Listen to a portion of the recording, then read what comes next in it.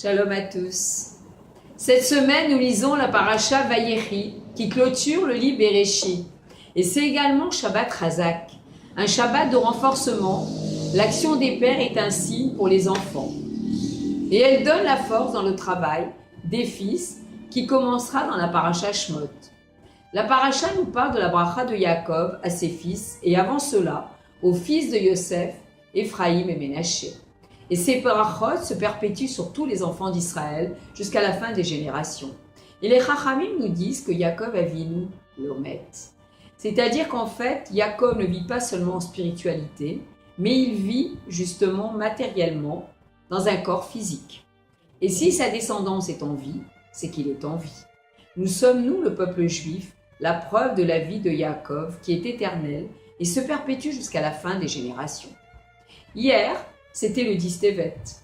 Nous avons jeûné. Ce jeûne a une importance particulière par rapport aux autres jeûnes. Et si ce jeûne tombait Shabbat, on n'aurait pas pu le repousser. Le 10 Tevet, en fait, la destruction a commencé.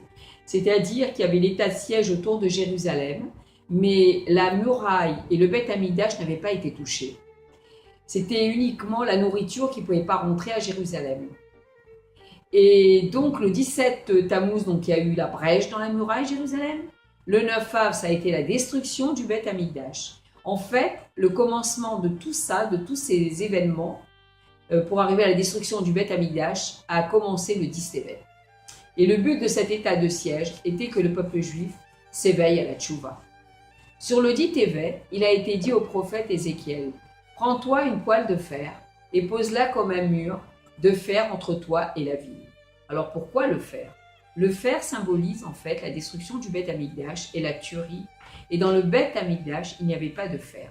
La réparation du barzel, barzel c'est le mot hébreu donc de fer, se fait donc par l'étude de la Torah avec fermeté.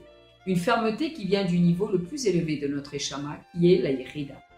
Et le but en fait de la destruction a été d'arriver à la purification du fer dans la construction du troisième Beth Amikdash. Et dans cette destruction, nous devons voir la reconstruction.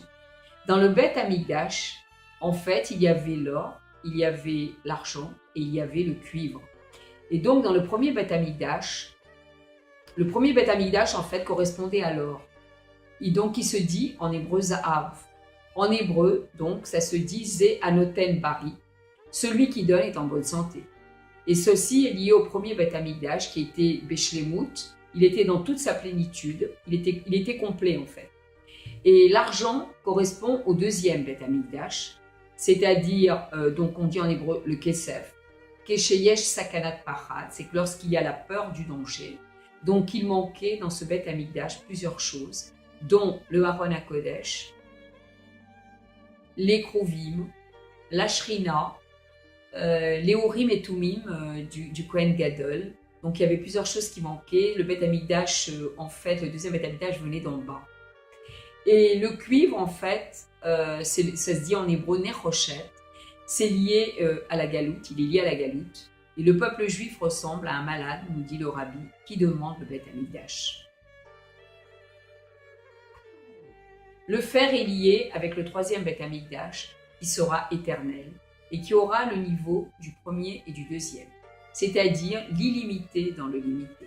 Et ce sera à ce moment-là le barzel, le fer de la sainteté.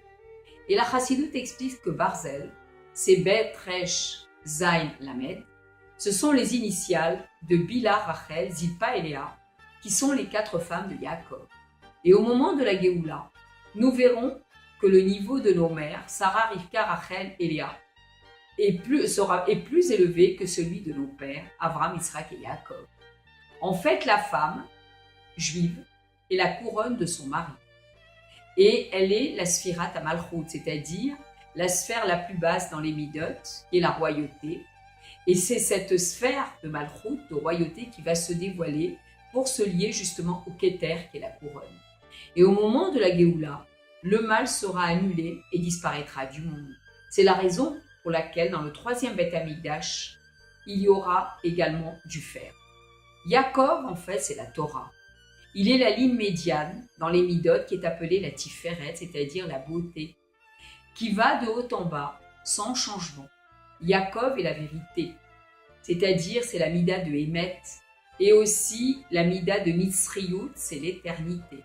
En fait, c'est l'éternité du peuple juif. Et pendant la galoute, nous recevons les forces de Vayechi Yaakov. Dans notre génération, en fait, nous recevons les forces du Rabbi Melech HaMashiach, qui est le Rosh Bnei Israël, qui sont les initiales de Rabbi. Il est appelé le Nassi, qui s'écrit en hébreu Nun, Nun, Shin, Yud, Aleph, c'est-à-dire qui sont en fait les initiales de Nitzotzo Shel Yaakov Avinu, l'étincelle de Yaakov Avinu. Ce qui veut dire que depuis Moshe Rabbeinu, jusqu'au Rabbi, tous les chefs de génération étaient justement l'étincelle de Yaakov. Notre génération, la dernière génération de la Galoute, et la première génération de la Géoula. Le Rabbi nous dit que le peuple juif a déjà fait tchouva. Les préparations ont déjà été faites et tout est prêt pour la Séouda du Léviathan et du Shoraba.